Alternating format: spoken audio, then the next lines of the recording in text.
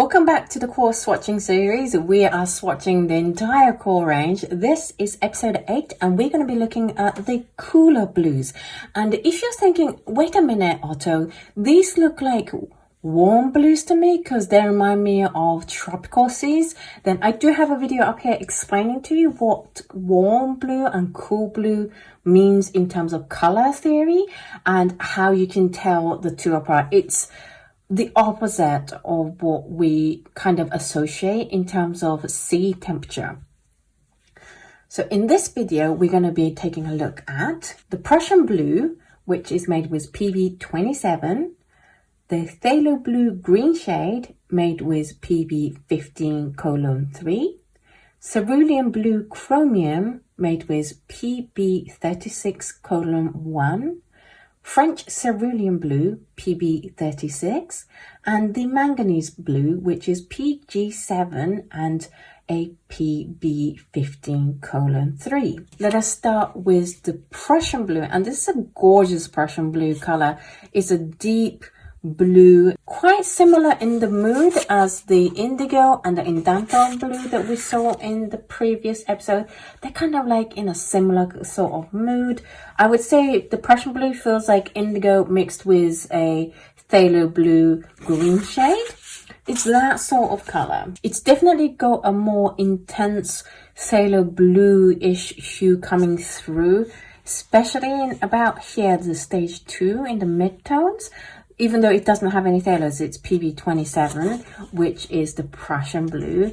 But within the same pigment, you can get different looking hues and you can get different hues happening. So it definitely has a more liveliness to the color than other Prussian Blues. It's definitely the Prussian Blue that I think Hokusai used in his painting. It's got that really strong but liveliness energy about the color. It's not a dead color, it's a really live color. It has a good wide range in values, so it might be interesting to do a monochromatic study with this color. And it gradates well, although you don't get 5 clear stages, you only get 4 clear stages. The stage 4 and 3 kind of merges and there's not much difference between 4 and 5, but also you're not going to get like a cutoff point where like above that line is really dark and below that line is really light. It is slightly prone to cauliflowering though, so just be a little bit careful with your water amount on your brush. It is classified as semi-transparent and it's somewhere between the semi-transparent and a semi-opaque. It's classified as staining. I would definitely agree with that. That thing is not going to come off entirely off the paper. It is a good glazer. You do see a little bit of lifting around the edge, but on the whole, it's a pretty good at glazing. You also get some dark granulation happening on about stage 2. Let's see if you can see it here.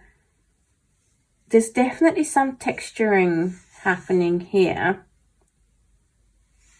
If you can see it, it's beautiful color though, really intense. It is a very high tinting strength, and so you get really intense colors. You get this bright, intense, almost permanent green kind of color, but it has a little bit of a texture coming through because of the Prussian Blue having that texture. And you also get a similar kind of texture happening with cream rose, beautiful violet color. And the Phthalo Blue, yellow shade and Prussian Blue, they're pretty similar in hue, so you're not going to see much difference there. You get very strong intense mixes if you mix it with intense colors. If you mix lower tinting strengths with this color, it's probably going to get lost in the color mix, or you're just going to have a really hard time getting the balance right. It is made with PB27, which of course is the Prussian Blue. In terms of dispersion, I think this one could go quite far. The mass tone is pretty lost. You get a little bit of line of mass tone here, but it's definitely traveling with the halo, and this would go very far if you let it go as far as it wants. Then we have the Phthalo Blue green shade. This again is a very strong, cool blue. Phthalo Blue green shade for me is such an important color on my palette. It's so useful. It's so it plays well with other colors, and I always have it next to my ultramarine blue as the cool blue on my palette. You get nice strong hue here. It's a little bit on the warmer side. It's got a little bit more red than what I'm used to, but from the mid-tone onwards, it definitely loses that redness that it has on here. It is prone to cauliflowering, and the gradation, you're going to need to control it a little bit more than normal because it will do its own thing. It's a phthalo color. It's going to go wild on you. So I hope you're ready. It is classified as semi-transparent, and I would say it's somewhere between semi-transparent and semi-opaque. It's classified as staining, and I would definitely agree with that. That's very staining. In terms of glazes, it's not the best, but it's also not the worst. It has very high tinting strength again, so you're going to get nice strong color mixes. This is like a permanent green color, and this is a nice violet color. You don't get quite as much texture as you did on the Prussian blue, but you get some texture happening here. It is made with PP15:3, which is of course your Cerulean blue green shade. And as I said, it's a phthalo color. It's going to go wild in your dispersion. It will go pretty far out. It will just carry on going as long as you let it. So you're going to have fun if that is up your street. Then we have the Cerulean Blue Chromium, which is made with PP36:1, which is your oxide of cobalt and chromium. I think this is a really good cerulean hue. Is that little bit softer, a tiny bit chalkier, kind of cool blue happening here. And it has that intensity of a chromium rather than just cerulean blue. I tend to find that cerulean blue tends to be a little less intense than a cerulean blue chromium. This is definitely representing the chromium side very well. It's granulating here, particularly on stage 2, but you still get some on stage 3.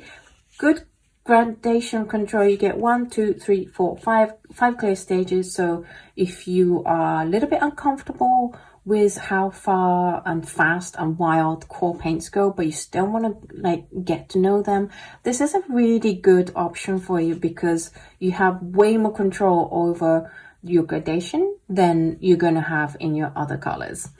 It is also not prone to cauliflower because it's a granulating color, so it's going to be easy for you to learn how to do gradation. It is classified as semi-opaque. Definitely agree with that. Quite a lot of deposit happening on the black line. It is classified as non-staining, and yeah, I'll give them the non-staining status. It is also relatively good at deglazing, but it's quite opaque and granulating, so it's gonna blur out any lifting and stuff that happens below the top layer. It is, I say, average in tinting strength. This will do fine both in a high tinting strength palette as well as low tinting strength palette.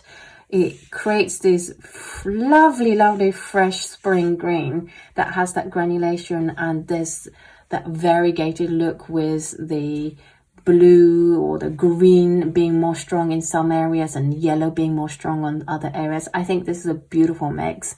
You get a nice violet with the blue granulation happening here, and you get the texture here, but not so much of the color change because of course these two are a lot more similar in hue than these two. We've discussed the pigment, so let's move on to the dispersion. It's reasonably wild. I would say that for a cobalt, it's pretty wild. You get a little bit of mass tone. It's smaller than some of the other colors we've seen, but you do get a nice spread. You actually still can see where the drop went down. And then quite a lot of haloing with amazing granulation and texture happening here. By the way, if you want to see any of my test sheets, including the ones in this video and all my other videos, you can get them over on my Patreon, which is patreon.com/Oto Kano. Then we're moving on to the French Cerulean Blue, which is PP36, which is the cobalt chromite, cerulean and cobalt blues. So spot on with the pigments again. And let's compare the two, because I know some of you will be saying, well, what's the difference between these two? I would say that the French Cerulean is a little bit more muted and a little bit more going towards the greener side. This has a little going on a little bit more to the bluer side. And so technically speaking, in terms of color, this is the cooler one, this is the warmer one, even though it doesn't feel like it. I know it always confuses my brain too. Don't worry, I've linked that video at the beginning of this video to explain why that is. This feels like the cooler weather sea, and this feels like the warmer weather sea, if that makes sense.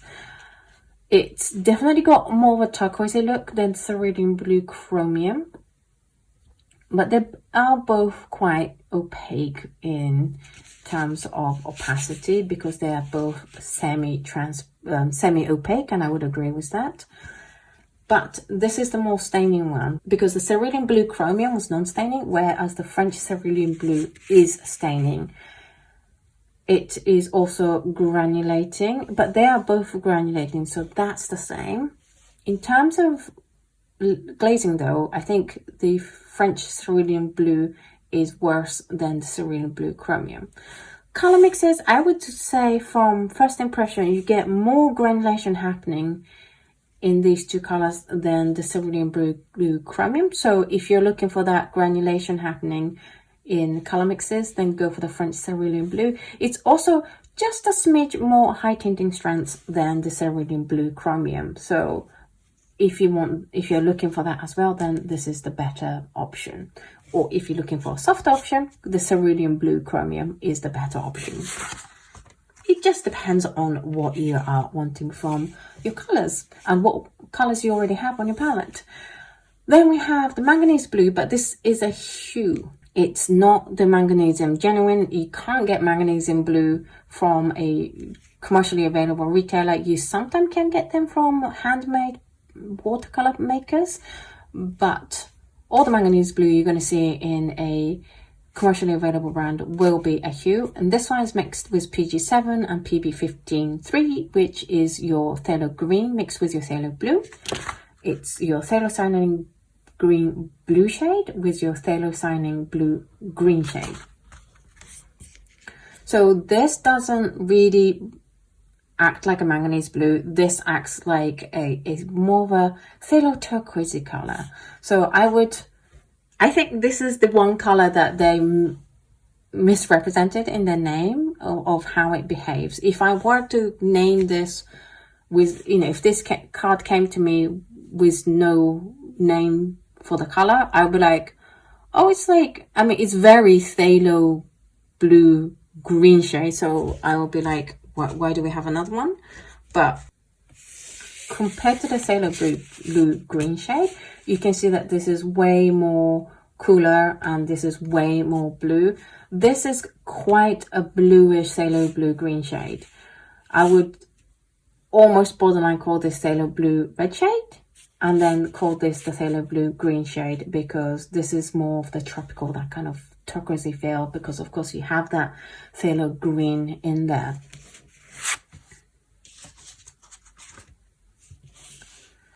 So not thinking this is a manganese blue, but actually let's call it for what it is, like a phthalo turquoisey color or a phthalo blue green shade. And then everything of how it behaves makes really good sense. So it's prone to cauliflowering because it is a phthalo color. It has pretty good gradation control until you get here. It does have reasonably good gradation for a phthalo color, which is like rock on. So if you are looking for that more control, pick this color. It's classified as granulating, but I don't really see it, and I don't really see what out of these pigments it would create granulation. So I wouldn't classify this as granulation. It's classified as transparent. I would say it's actually semi-transparent. I definitely see some deposit over the black line. It's classified as non-staining, but with these two mixes of pigment, it's amazing that this is only semi-staining. I would expect it to be staining because it's both really staining colors, but it is, they have managed to make it a semi-staining color. Not good at the glazing. it gets very even and lifts really easy because it's only a semi-staining rather than a heavily staining color. In terms of color mixes, you get nice, fresh, almost like June, somewhere between spring and summer kind of palette with this color and mixing it with the other colors. And of course, it's going to stand up really well to the high tinting strands color over here because it is also a high tinting strands color. In terms of dispersion though, I don't know how they managed it, and like rock onto them that they have is that they did use phthalos, but they managed to tone the characteristics down a little bit so that it's closer to manganese blue, like it's semi-staining rather than heavily staining, and it doesn't go too crazy in the dispersion. It stays mostly in the middle with just a tiny bit of haloing going on. So rock onto them for somehow being able to make this behave a little bit more like manganese blue. And I'm sure the hue is pretty similar, but in terms of behavior, things like cauliflowering, you are better off thinking of this as a phthalo color. This month's dot card is the companion dot card to this series, and this month it's the Cool Colors by QoR. And in this version, I tried to not include colors that we've already tried, so it doesn't have colors like the Hooker's Green, which I think is one of the best cool colors QoR has, so that you guys get to test out and not double up so much on the colors. So we have the Prussian Blue, Ultramarine Blue, Cerulean Blue, Manganese Blue, Cobalt Teal, Viridian Green, Phthalo Green, and Olive Green. If you like to try this dot card, and if you like to have this land on your doorstep, then all you have to do is head on over to patreon.com/Oto Kano and sign up to the appropriate tiers. So that's it for this episode. What did you think? Which one was your favorite color? I would say, impression-wise, this one, even though it is a phthalo blue green shade, it's leaning a lot more towards the phthalo blue red shade, especially in the master, but you do get more of the green shade look down here. And I think the difference between these two are more apparent than some other brands that have both a Cerulean and a Cerulean Blue Chromium. There's definitely a difference in hue, and there's few characteristics difference. And the Manganese Blue, even though it's a phthalo color, they've done a pretty good job of imitating that, even though it's still a phthalo color. As for me, I think I love the Prussian Blue. It's crazy, it's intense, and it's got very high tinting strength, and it goes wild on the dispersion. So that's my kind of color. But if you want a more tamer color, then you have a good selection between the Cerulean Blue Chromium and the French Cerulean Blue. If you fancy buying any of these colors, I have links down below to where you can get it from Amazon US, Jackson's, and Blick. Huge thanks to QoR for sending me these paints again. It's just so much fun to be painting and learning about the entire range. And as some people said, you know, it is an expensive color, so not many artists get to swatch the entire range. So I hope you guys can live through me vicariously and get to know these colors a lot better and be able to choose your colors a lot better and have less mistakes in your watercolor and have more success in your watercolor buying experience. Next episode, we're going to be looking at the greens, and we're going to up the number to 7 colors per episode for a couple of episodes. I hope you're looking forward to that, and I will see you in the next video. Bye!